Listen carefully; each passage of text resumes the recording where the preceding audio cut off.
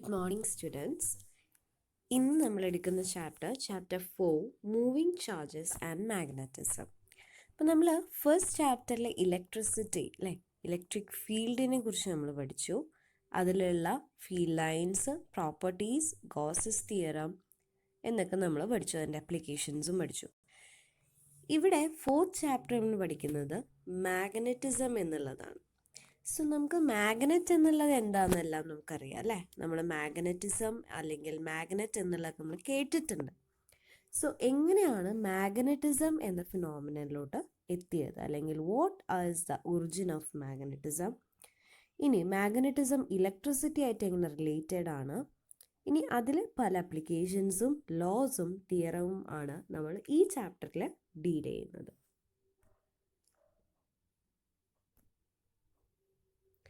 So ഇതിൻ്റെ ഇൻട്രൊഡക്ഷനായിട്ട് നമ്മൾ പറയാൻ പോകുന്നത് ഇത് മാഗ്നറ്റിസത്തിൻ്റെ ഒറിജിനാണ്. മാഗ്നറ്റിസത്തിൻ്റെ ഒറിജിൻ എന്നുള്ളതല്ല, ഇലക്ട്രോ മാഗ്നറ്റിസം.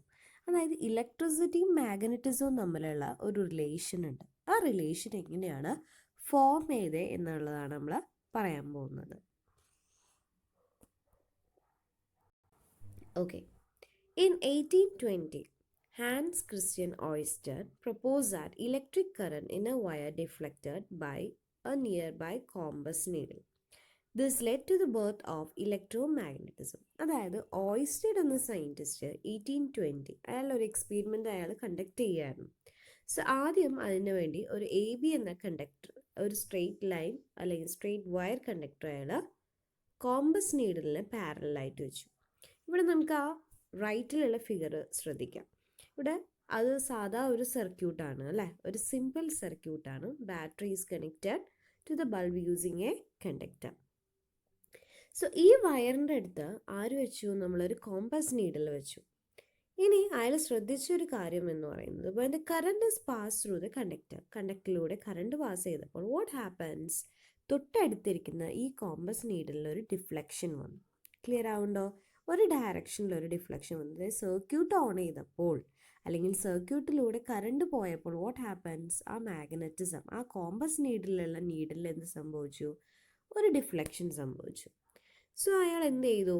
ഈ direction, when the direction of current is reverse, തിരിച്ചു നോക്കി കറണ്ടിൻ്റെ ഡയറക്ഷൻ ഓപ്പോസിറ്റ് ഇതിൽ വെച്ച് നോക്കി.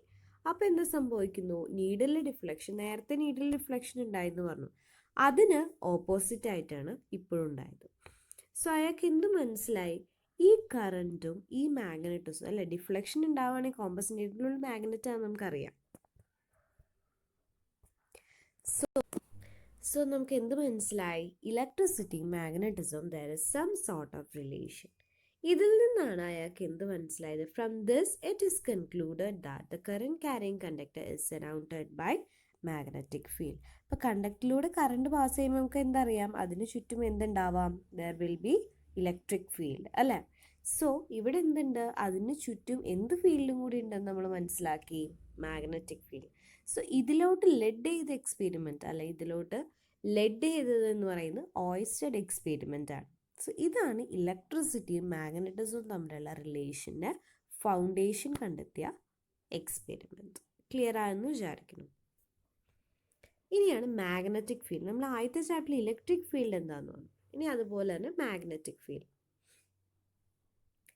When electric charges are at rest, there is an electric field. നമ്മളൊരു ചാർജ് റെസ്റ്റിൽ, നിശ്ചലമായ അവസ്ഥയിൽ ഒരു ചാർജ് വയ്ക്കുമ്പോൾ ചുറ്റും എന്തുണ്ട്? ഇലക്ട്രിക് ഫീൽഡ് ഉണ്ട് അല്ലേ. ഇനി ഈ ചാർജുകൾ മോഷനിലാക്കി, ഈ ചാർജുകൾ നീങ്ങിക്കൊണ്ടിരിക്കുകയെന്ന് വിചാരിക്കാം. അതിന് ചുറ്റും തീർച്ചയായിട്ടും ഇലക്ട്രിക് ഫീൽഡ് ഉണ്ടാവും. അതിന് ചുറ്റും ആരുണ്ടെന്ന് കണ്ടെത്തി? there is a magnetic field around. അതിന് ചുറ്റും ആരും കൂടി ഉണ്ടെന്ന് കണ്ടെത്തി? മാഗ്നറ്റിക് ഫീൽഡ് ഉണ്ടെന്ന്. സോ ഇവിടെ മൂവിങ് ചാർജസിൻ്റെ കൂടെ ഇലക്ട്രിക് ഫീൽഡ് അഡീഷനായിട്ട് ആരും കൂടി ഉണ്ട്? മാഗ്നറ്റിക് ഫീൽഡ് ഉണ്ട്. ഇനി എന്താണ് മാഗ്നറ്റിക് ഫീൽഡ്? മാഗ്നറ്റിക് ഫീൽഡ് എങ്ങനെ ഡിനോട്ട് ചെയ്യും? വാട്ട് ഈസ് എ യൂണിറ്റ് എന്നൊക്കെയാണ് ഇനി അടുത്ത് ഡീൽ ചെയ്യാൻ പോകുന്നത്. Consider A charge Q moving with a velocity in a magnetic field B exerts a force on this charge. ഒരു സാധാ ചാർജ് ഒരു മാഗ്നറ്റിക് ഫീൽഡിലൂടെ കടന്നു പോകുമ്പോൾ വാട്ട് ഇറ്റ് എക്സ്പീരിയൻസസ്, അതിനൊരു ഫോഴ്സ് എക്സ്പീരിയൻസ് ചെയ്യുന്നുണ്ടാവും അല്ലേ. അപ്പോൾ നമ്മൾ പറഞ്ഞ ഒരു ചാർജ് ഇലക്ട്രിക് ഫീൽഡിൽ വെച്ചാൽ അതിന് എന്ത് എക്സ്പീരിയൻസ് ചെയ്യേണ്ട ഒരു ഫോഴ്സ്, അതിനെയാണ് ഇലക്ട്രിക് ഫോഴ്സ് എന്ന് പറഞ്ഞത്. സോ ഈ ഫോഴ്സിനെയാണ് എന്തെന്ന് പറയാം, മാഗ്നറ്റിക് ഫോഴ്സ്, അല്ലെങ്കിൽ അതിന് this force is called Lorentz force എന്നാണ് പറയുക. സോ അവിടെ എഫ് ഇസ് ഈക്വൽ ടു എന്ന് നമ്മൾ എഴുതിയ ക്യൂ ഇൻറ്റു ഇ അല്ലെ ഇലക്ട്രിക് ഫോഴ്സിന്. ഇവിടെ ആകുമ്പോൾ എന്താണ്, F is equal to Q into V cross B. Clear ആവുണ്ടോ? ഇവിടെ ബി ഡിനോട്ട് ചെയ്യുന്നത് മാഗ്നറ്റിക് ഫീൽഡിനെയാണ്. ഇവിടെ ബി ഡിനോട്ട് ചെയ്യുന്നത് എന്തിനാണ്, മാഗ്നറ്റിക് ഫീൽഡാണ്. So F is equal to Q into V cross B. So നമുക്കറിയാം ക്രോസ് പ്രൊഡക്റ്റ് വന്നാൽ അവിടെ എന്താണ്, what happens there, cross product ആണെങ്കിൽ അവിടെ എന്ത് വരിക, സൈൻ തീറ്റയാണ്. So F is equal to B Q V sine theta. So ഇവിടെ ബി എന്നുള്ളതാണ് മാഗ്നറ്റിക് ഫീൽഡ് ഡിനോട്ട് ചെയ്യുന്നത്, അവിടെ ഇ ആയിരുന്നു അല്ലേ. സോ ഹിയർ എന്താണ്, ബി ആണ്. സോ അങ്ങനെയെങ്കിൽ ബി എന്ന് പറയുന്നത് എന്താണ്, B is equal to F divided by Q V sine theta. Clear ആയെന്ന് വിചാരിക്കണം അല്ലേ. ഇതിൽ നിന്ന് സോ ഇവിടെ എന്താണ്, നമുക്കറിയാം എഫ് ഇസ് ഈക്വൽ ടു എന്താണ് ഇക്വേഷൻ, ബി ക്യൂ വി സൈൻ തീറ്റയാണ് അല്ലേ. സോ ഇതിൽ നിന്ന് എനിക്ക് ബി എന്താണെന്ന് ഫൈൻഡ് ചെയ്യണം. സോ ഒബിയസ്ലി ബി എന്ന് പറയുന്നത് എന്താണ്, F divided by Q V sine theta. Clear ആവുണ്ടോ? സോ അതാണ് B is equal to F divided by Q V sine theta. ഇനി ഇവിടെ S I unit of magnetic field എന്ന് പറയുന്നത് എന്താണ്, ടെസ്ലയാണ്. Magnetic field S I unit എന്ന് പറയുന്നത് ടെസ്ലയാണ്. നമ്മൾ ഡിനോട്ട് ചെയ്യുന്നത് ക്യാപിറ്റൽ ലെറ്റർ ടി കൊണ്ടാണ്. ഇനിയാണ് ടോട്ടൽ ലോറൻസ് ഫോഴ്സ്. അതായത് ഒരു ചാർജ് പാർട്ടിക്കിളിനെ ഒരു വെലോസിറ്റി വി എന്ന വെലോസിറ്റിയിൽ അത് നീങ്ങിക്കൊണ്ടിരിക്കുകയാണ്. അതെങ്ങനെയാണ്, under the combined action of electric ഫീൽഡും ഞാൻ അപ്ലൈ ചെയ്തിട്ടുണ്ട്, മാഗ്നറ്റിക് ഫീൽഡ് അപ്ലൈ ചെയ്തിട്ടുണ്ട്. സോ ഒബ്വിയസ്ലി ആ ചാർജ് പാർട്ടിക്കിളിൽ ഏതൊക്കെ ഫോഴ്സുകൾ ആക്ട് ചെയ്യുന്നുണ്ടാവും, ഇലക്ട്രിക് ഫീൽഡിൻ്റെ കാരണമുള്ള ഇലക്ട്രിക് ഫോഴ്സ് ഉണ്ടാവും, പ്ലസ് എന്തുണ്ടാവും, മാഗ്നറ്റിക് ഫീൽഡിൻ്റെ മാഗ്നറ്റിക് ഫോഴ്സ് ഉണ്ടാവും. സോ നമുക്കറിയാം ഇലക്ട്രിക് ഫീൽഡിൻ്റെ ഫോഴ്സ് എന്ന് പറയുന്നത് എന്താണ്, F is equal to q E ആണ് അല്ലേ. സോ ഹിയർ ടോട്ടൽ എഫ് എന്ന് പറയുന്നത് എന്താണ്, F electric force plus magnetic force. Clear? So ഈ ഇലക്ട്രിക് ഫോഴ്സ് എന്ന് പറയുന്നതാണ് എന്ത്, F is equal to Q into E. ഇനി മാഗ്നറ്റിക് ഫോഴ്സ് നമ്മൾ പഠിച്ചു അല്ലേ, F is equal to B q. So അങ്ങനെയാണ് ഇവിടെ നമുക്ക് എന്ത് കിട്ടിയത്, F is equal to q E plus q into V cross B. Clear ആയോ? സോ അതിനാണ് ടോട്ടൽ ലോറൻസ് ഫോഴ്സ് എന്ന് ഡിനോട്ട് ചെയ്യുന്നത്, അല്ലെങ്കിൽ എന്നുകൊണ്ട് ഉദ്ദേശിക്കുന്നത്. ഇനിയാണ് force on a current carrying conductor placed in a magnetic field. ഇപ്പോൾ ഒരു കറന്റ് ക്യാരിങ് കണ്ടക്ടർ, ഒരു കണ്ടക്ടറിലൂടെ കറണ്ട് പോകുന്നുണ്ട്. ആ തരത്തിലുള്ള ആ കണ്ടക്ടറിനെ ഞാൻ എവിടെ വെച്ചിരിക്കുകയാണ്, ഒരു മാഗ്നറ്റിക് ഫീൽഡ് അല്ലെ, മാഗ്നറ്റിക് ഫീൽഡ് പ്രൊഡ്യൂസ് ചെയ്യാൻ വേണ്ടി മാഗ്നറ്റ് പോൾസിൻ്റെ ഇടയിൽ വെച്ചിരിക്കുന്നു. So consider A conductor of length L. L എന്നുള്ള ലെങ്ത് ഉള്ള കണ്ടക്ടർ ഞാൻ എടുത്തു. And area A, capital letter area. Carrying current I placed in a magnetic field B. Okay, n is a number density of charge particle inside this conductor. ആ കണ്ടക്ടറിലുള്ള number density, charge പാർട്ടിക്കിൾസിൻ്റെ number ഡെൻസിറ്റിനെ എങ്ങനെ ഞാൻ denote ചെയ്തു, small letter N. Therefore total number of charge particles, അതായത് N എന്ന് പറയുന്നത് ചാർജ് ഡെൻസിറ്റിയാണ് അല്ലേ. സോ ടോട്ടൽ എത്ര എണ്ണമുണ്ട്, N into A into L, അതാണ് എൻ എ എൽ എന്ന് പറയുന്നത്. അത്രയും എണ്ണമുണ്ട് ചാർജ്ഡ് പാർട്ടിക്കിൾസ്. ആ കണ്ടക്ടറിലുള്ള ചാർജുള്ള പാർട്ടിക്കിൾസിൻ്റെ എണ്ണമാണ് N into A into L. ഇനി ടോട്ടൽ ചാർജ് അല്ലേ, ഇപ്പോൾ ഇത്രയും പാർട്ടിക്കിൾസ് ഉണ്ട്, അപ്പോൾ അതിൻ്റെ ടോട്ടൽ ചാർജ് എന്തായിരിക്കും, Q into N into A L. മനസ്സിലാവുണ്ടോ? അതായത് ഇപ്പോൾ ഇതിൽ എൻ എന്ന് പറയുന്നത് എണ്ണമാണ്, അപ്പോൾ ടോട്ടൽ ചാർജ് ഒരു ചാർജിൻ്റെ ഒരു ചാർജ് പാർട്ടിക്കിളിലെ ചാർജ് എന്ന് പറയുന്നത് നമ്മൾ 1.6 × 10⁻⁻19 ആണ്. അങ്ങനെയെങ്കിൽ എൻ ചാർജ് ഉണ്ടെങ്കിൽ നമ്മൾ എങ്ങനെയാണ് എഴുതുക, എൻ ഇൻറ്റു ഇ അല്ലേ. നമ്മൾ ആ ക്വാണ്ടൈസേഷൻ പഠിച്ചിട്ടുണ്ട്. സോ അതുപോലെ തന്നെ q into N into A into L, അതാണ് ടോട്ടൽ ചാർജ്. അങ്ങനെയെങ്കിൽ റിസൾട്ടൻറ്റ് ഫോഴ്സ് അല്ലേ, നമ്മൾ കണ്ടക്ടറിൽ റിസൾട്ടൻറ്റ് ഫോഴ്സ് നമ്മൾ പഠിച്ചു, F is equal to Q into V cross B. Q charge, v velocity and v is magnetic field. ഇനി നമ്മൾ force, magnetic force എന്താണെന്നാണ് ഫൈൻഡ് ചെയ്യാൻ പോകുന്നത്. സോ അതിൽ ക്യൂ എന്ന് പറയുന്നത് നമുക്ക് എന്ത് കിട്ടി? ചാർജ് എന്ത് കിട്ടി? Q into N into A into L. Clear? So ഇവിടെ വി ക്രോസ് ബിന് നമ്മൾ എന്ത് എഴുതി? V B sine theta. So Q into N into A into L into V into B sine theta. ഇനി കറണ്ട് ഇലക്ട്രിസിറ്റിയിൽ നിങ്ങൾ പഠിക്കുന്ന ഒരു ടേമാണ് I is equal to current is equal to N Q A V എന്നുള്ളത്. Clear ആവുണ്ടോ? So ഇവിടെ I is equal to എന്താണ്? എൻ ക്യൂ എ വി ആണ്. സോ അവിടെ ഇനി നമ്മൾ എന്ത് ചെയ്യുന്നു? എൻ ക്യൂ എ വിന് നമ്മൾ എന്ത് ചെയ്യുന്നു? ഐ കൊണ്ട് റീപ്ലേസ് ചെയ്യുന്നു. ബാക്കി ആര് മാത്രമുണ്ട്? എൽ മാത്രമുണ്ട്. So F is equal to I into L cross B ആണ്. എഗെയിൻ എൽ ക്രോസ് ബി എന്ന് പറയുന്നത് നമുക്ക് എന്തെന്ന് എഴുതാം? എൽ സൈൻ തീറ്റ അല്ലേ? എൽ ബി സൈൻ തീറ്റ നമുക്ക് കൃത്യമായിട്ട് എഴുതാം. So F is equal to എന്തെന്ന് എഴുതി?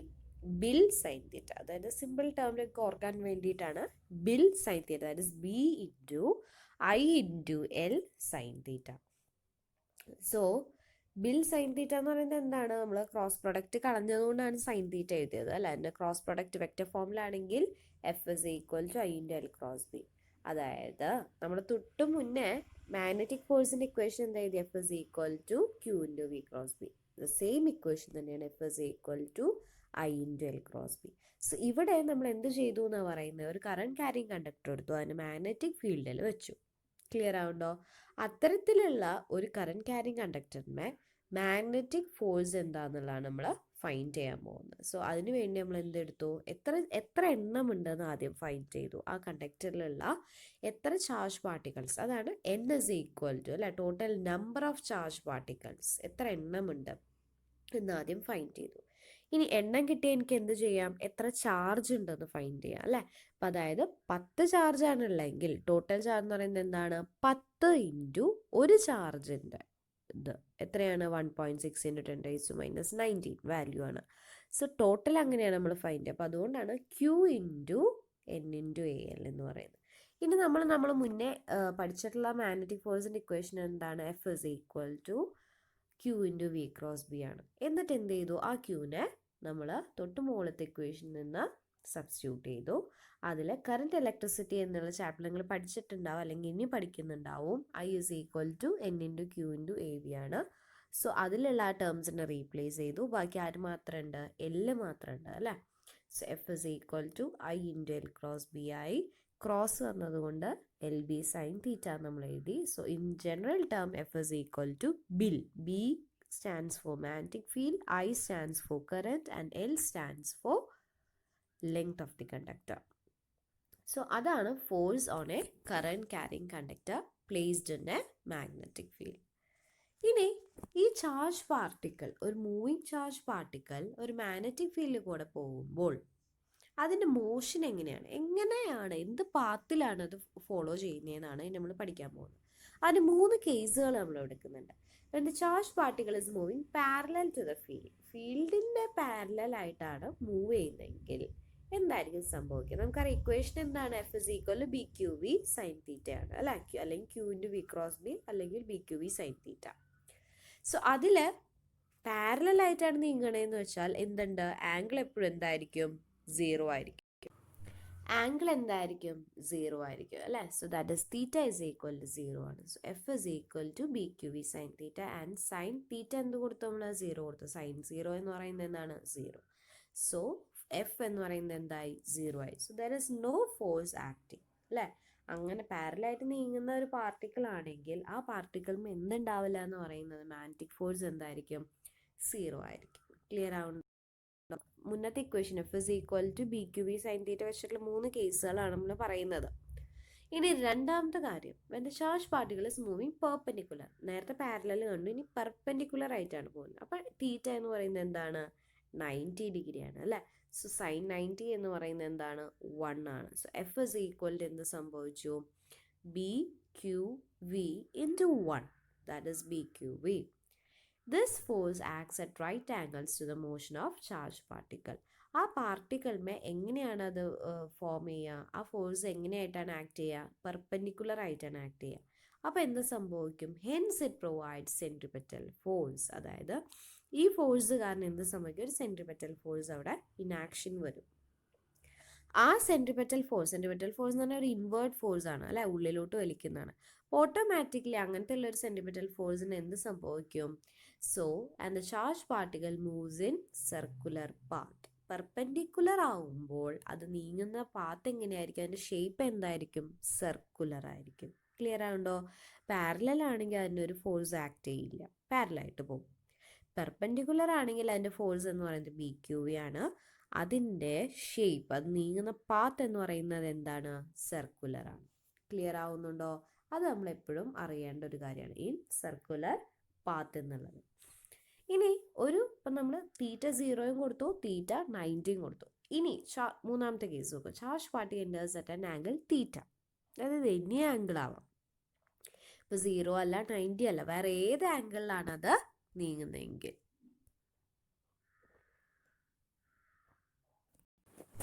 അങ്ങനെയെങ്കിൽ എങ്ങനെയായിരിക്കും അതിൻ്റെ പാത്ത് എന്ന് പറയുന്നത്? Consider A charge particle entering A magnetic field with velocity v.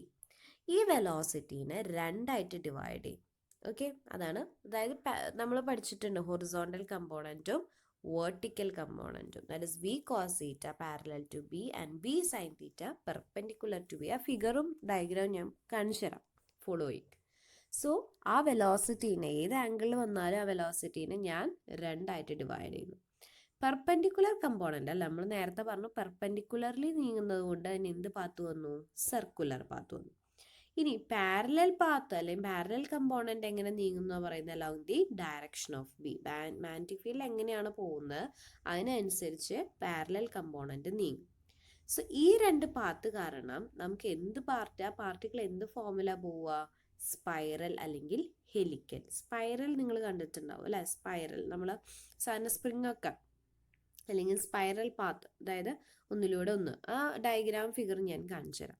So ഇവിടെ ശ്രദ്ധിക്കേണ്ട കാര്യം, പെർപെൻഡിക്കുലർ ആയിട്ടാണ് നീങ്ങുന്നതെങ്കിൽ അതിന് എന്ത് പാത്താണ്? സർക്കുലർ പാത്താണ്. ക്ലിയർ ആവുണ്ടോ? ഇനി അതിനൊരു ആംഗിളിൽ വെച്ചിട്ടാണ് നീങ്ങുന്നതെങ്കിൽ ആ വെലോസിറ്റീനെ ഞാൻ രണ്ടായിട്ട് ഡിവൈഡ് ചെയ്യും, ഒന്ന് ഹൊറിസോണ്ടലും ഒന്ന് പാരലലും. ഇനി അങ്ങനെ അതിലെ പെർപെൻഡിക്കുലർ കമ്പോണന്റ് എപ്പോഴും എന്ത് പാത്തായിരിക്കും? സർക്കുലർ ആയിരിക്കും. അതിന്റെ പാരലൽ എങ്ങനെയായിരിക്കും? Along the direction of B ആണ്. ഈ രണ്ട് മോഷൻ കാരണം ആ പാർട്ടിക്കിൾ എന്ത് ഫോമിലാണ് നീങ്ങുക? ഹെലിക്കൽ പാത്ത് അല്ലെങ്കിൽ സ്പൈറൽ പാത്ത്. ഇതാണ് 3 കേസുകൾ നമ്മൾ പഠിക്കാനുള്ളത്. ക്ലിയർ ആയെന്ന് വിചാരിക്കുന്നു. സോ ഇവിടെ ഞാൻ പറയാൻ പോകുന്നത് എങ്ങനെയാണ് മോഷൻ എന്ന മാഗ്നറ്റിക് ഫീൽഡ്. നമ്മൾ നേരത്തെ 3 കേസുകൾ പറഞ്ഞു അല്ലെ, തീറ്റ 0 ആവുമ്പോൾ, തീറ്റ 90 ആവുമ്പോൾ ആൻഡ് തീറ്റ എന്നുള്ളത്. ആ കേസാണ് ഇനി നമ്മളിവിടെ ഡീൽ ചെയ്യാൻ പോകുന്നത്. So that is motion in a magnetic field. ഇപ്പം ഇവിടെ നമുക്ക് കൺസിഡർ ചെയ്യാം അല്ലേ, ഒരു മാഗ്നറ്റിക് ഫീൽഡാണ്, നോർത്ത് പോളും ഒരു സൗത്ത് പോളും വെച്ചിട്ടുണ്ട്. സോ ഒബ്വിയസ്ലി എന്ത് സംഭവിക്കും? ഒരു മാഗ്നറ്റിക് ഫീൽഡ് ഉണ്ടാവും അവിടെ. ഇനി ഈ മാഗ്നറ്റിക് ഫീൽഡിലേക്ക് ഒരു ചാർജ് പാർട്ടിക്കിൾ വരിക, ശ്രദ്ധിക്കാം അല്ലേ, ഒരു ചാർജ് പാർട്ടിക്കിൾ വന്നു. ഓട്ടോമാറ്റിക്കലി എന്ത് സംഭവിക്കുന്നു? എങ്ങനെയാണ്, എന്ത് പാത്തിലാണ് അത് മൂവ് ചെയ്യുന്നതെന്നാണ് ഇനി നമ്മൾ പറയാൻ പോകുന്നത്. സോ ഇതിൽ ശ്രദ്ധിക്കേണ്ട കാര്യം, ഈ ചാർജ് പാർട്ടിക്കിൾ കണ്ടോ, ചാർജ് പാർട്ടിക്കിൾ വന്നു. ദ മാഗ്നറ്റിക് ഫോഴ്സ്, ഇതിൻ്റെ ആ ചാർജ് പാർട്ടിക്കിളിലെ മാഗ്നറ്റിക് ഫോഴ്സ് എങ്ങോട്ടാന്ന് നോക്കി നോക്കൂ. ഇവിടെ v പെർപെൻഡിക്കുലർ ടു b ആണ് അല്ലേ, അതായത് തീറ്റ എന്താണ്? 90 ആണ്. സോ വെലോസിറ്റി പെർപെൻഡിക്കുലർ ടു ബിയിലാണ് വന്നേക്കുന്നത്. സോ ഓട്ടോമാറ്റിക്കലി 3 ചാർജ് അല്ല, ചാർജസ് സെയിം ആണ്, അതിൽ 3 പൊസിഷനിലാണ് അത് കാണിക്കുന്നത്. പൊസിഷനിലും അതിന്റെ മാഗ്നറ്റിക് ഫോഴ്സ് എങ്ങോട്ടാണ് നോക്കൂ? ഉള്ളിലോട്ടാണ് അല്ലെ, ദാറ്റ് ഈസ് ഒരു സെൻട്രിപെറ്റൽ ഫോഴ്സ് ആയിട്ട് അവിടെ. ഇത്തരത്തിലുള്ള ഈ സെൻട്രിപെറ്റൽ ഫോഴ്സ് എന്തിന് ഫോം ചെയ്യുന്നു? ഒരു സർക്കുലർ മോഷന് ഫോം ചെയ്യുന്നു. സോ ഇതാണ് ഒരു സർക്കിൾ ഫോം ചെയ്യാനുള്ള കാരണം. ക്ലിയർ ആവുണ്ടോ? ഒന്നുകൂടി ഞാൻ പറഞ്ഞുതരാം, നമുക്ക് ഒന്നുകൂടി ഈ ഡയഗ്രാം ഫൈൻഡ് ചെയ്യാം. ശ്രദ്ധിക്കാം. ഇവിടെ ഒരു ചാർജ് പാർട്ടിക്കിൾ വരുന്നു ഓട്ടോമാറ്റിക്കലി അല്ലെ. ചാർജ് പാർട്ടിക്കിൾ വരുമ്പോൾ അത് എങ്ങനെയാണ് വരുന്നത്? അതിന്റെ വെലോസിറ്റി എന്ന് പറയുന്നത് എങ്ങനെയാണ്? That is v perpendicular to b ആണ്. ക്ലിയർ ആവുണ്ടോ? So that is velocity. അത് തീറ്റ എന്ന് പറയുന്നത് എന്താണ്? 90 ഡിഗ്രി ആണ്. So v perpendicular to b ആയിട്ട് വരുന്നു. അപ്പോൾ അതിന് ശ്രദ്ധിക്കുക, കണ്ടോ, velocity is perpendicular to b. b എങ്ങോട്ടാണ്? നോർത്തിൽ നിന്ന് സൗത്തിലോട്ടാണ് മാഗ്നറ്റിക് ഫീൽഡ് ഡയറക്ഷൻ. വെലോസിറ്റി അതിന് പെർപെൻഡിക്കുലർ ആയിട്ടാണ്. 3 കേസിലും സെയിം പാർട്ടിക്കിൾ ആണ്, ഡിഫറെൻറ്റ് പൊസിഷൻസ് ആണെന്ന് കൂട്ടിക്കോളും. സോ 3 കേസിൽ എന്ത് സംഭവിക്കുന്നു? 3 പൊസിഷനിൽ അതിന് എന്തുണ്ട്? ഫോഴ്സ് ഉണ്ട്. ആ ഫോഴ്സ് എന്ന് പറയുന്നത് എന്തിന് സമമാണെന്നാണ് പറയുന്നത്? നമ്മൾ എന്തിന് സമമാണ്? നോക്കൂ, ആ ഫോഴ്സ് എന്ന് പറയുന്നത് ഒരു സെൻട്രിപെറ്റൽ ഫോഴ്സ് ആയിട്ട് അവിടെ ആക്ട് ചെയ്യാണ്. സോ ഓട്ടോമാറ്റിക്കലി അതെന്തായി? അത് സർക്കുലർ മോഷനാണ്. അതാണ് കേസ് 2 നമ്മൾ പറഞ്ഞത്. അതായത് sine theta equal to 90 degree എന്നുള്ള കേസ് നമ്മൾ പറഞ്ഞത്. ക്ലിയർ ആവുന്നുണ്ടോ? So this particle will describe. ഇനിയാണ് നമ്മൾ പറയാൻ പോകുന്നത് if the velocity has a component along B. അതായത് നമ്മൾ നേരത്തെ പറഞ്ഞു അറ്റ് എനി ആംഗിൾ, ഒരു ആംഗിളിലാണ് അത് വന്ന് വീഴുന്നതെങ്കിൽ എന്ത് സംഭവിക്കും എന്നുള്ളതാണ് നമ്മൾ പറയാൻ പോകുന്നത്. അതായത് നമ്മൾ പറഞ്ഞു അല്ലെ, 2 കമ്പോണന്റ് ആയിട്ട് നമ്മൾ റിസോൾവ് ചെയ്യും അതിനെ. എന്താണ്? ഒരു പെർപെൻഡിക്കുലർ കമ്പോണന്റ്, ഒരു പാരലൽ കമ്പോണന്റും. ശ്രദ്ധിക്കാം, പെർപെൻഡിക്കുലർ കമ്പോണന്റ് എന്ത് ഫോം ചെയ്യും? ഒരു സർക്കുലർ പാത്തിനെ ഫോം ചെയ്യും. കണ്ടോ? ഇനി പാരലൽ കമ്പോണന്റ് ആകുമ്പോൾ എന്ത് സംഭവിക്കുന്നു? നോക്കൂ, പാരലൽ ആയിട്ട് അത് നീങ്ങുകയാണ് അല്ലെ. സോ ഇവിടെ അത് പാരലൽ ആയിട്ടാണ് നീങ്ങുന്നത്. കണ്ടോ? ഈ പെർപെൻഡിക്കുലർ കമ്പോണന്റ് എന്തിനെ കോൺട്രിബ്യൂട്ട് ചെയ്യുന്നു എന്നാ പറയുന്നത്? നോക്കൂ, പെർപെൻഡിക്കുലർ കമ്പോണന്റ് അതിനെ സർക്കുലർ മോഷൻ ആക്കി അല്ലെ. ഇവിടെയാണ് പാരലൽ കമ്പോണന്റ്. നമ്മൾ പറഞ്ഞു പാരലൽ കമ്പോണന്റ് എന്ന് പറയുന്നത് ഡയറക്ഷൻ ഓഫ് മാഗ്നറ്റിക് ഫീൽഡാണ്. സോ എന്ത് സംഭവിക്കുന്നു? നേരത്തെ സർക്കിളാണ് ഫോം ചെയ്തിരുന്നെങ്കിൽ ഇവിടെ പാരലൽ എന്ന് പറയുന്നത് എന്ത് സംഭവിച്ചു? ഒരു ഹെലിക്കൽ പാത്തിലോട്ടാണ് വരുന്നത്. അതായത് ഒരു സ്പൈറൽ പാത്തായിട്ടാണ് നീങ്ങുന്നത്. അതാണ് ഇവിടുത്തെ നേരത്തെ കേസ് നമ്മൾ ഉള്ള ഒരു വ്യത്യാസം എന്ന് പറയുന്നത്. പെർപെൻഡിക്കുലർ കമ്പോണന്റ് അത് എന്തിനെ കോൺട്രിബ്യൂട്ട് ചെയ്യുന്നു? നോക്കൂ, ചാർജ് പാർട്ടിക്കിൾ വരുന്നു. ചാർജ് പാർട്ടിക്കിളിലെ എന്ത് കോൺട്രിബ്യൂട്ട് ചെയ്യുന്നു? ആദ്യം നമുക്കറിയാം അല്ലെ, പെർപെൻഡിക്കുലർ കമ്പോണന്റ് സർക്കുലർ ആക്കി. ആ സർക്കുലർ എങ്ങനെയാണ് നീങ്ങുന്നത്? ഇതിന്റെ പാരലൽ കമ്പോണന്റ് ഉള്ളത് കൊണ്ടാണ് ഈ പാത്ത് എന്ന് പറയുന്നത് എന്തായി മാറിയത്? ഹെലിക്കൽ അല്ലെങ്കിൽ സ്പൈറൽ പാത്ത് എന്ന് പറയുന്നത്. സോ ഈ 2 കേസുകളാണ് നമുക്ക് ഇമ്പോർട്ടൻ്റ് ആയിട്ട് പഠിക്കാനുള്ളത്. അതായത് ഒരു ചാർജ് പാർട്ടിക്കിളിലെ ഒരു മാഗ്നറ്റിക് ഫീൽഡ് നമ്മൾ ഇട്ടാൽ അതിൻ്റെ മോഷൻ എങ്ങനെയാണെന്നുള്ളതാണ് നമ്മൾ ഈ ചാപ്റ്ററിൽ അല്ലെങ്കിൽ ഈ ടോപ്പിക്കിൽ നമ്മൾ പഠിച്ചത്. ക്ലിയർ?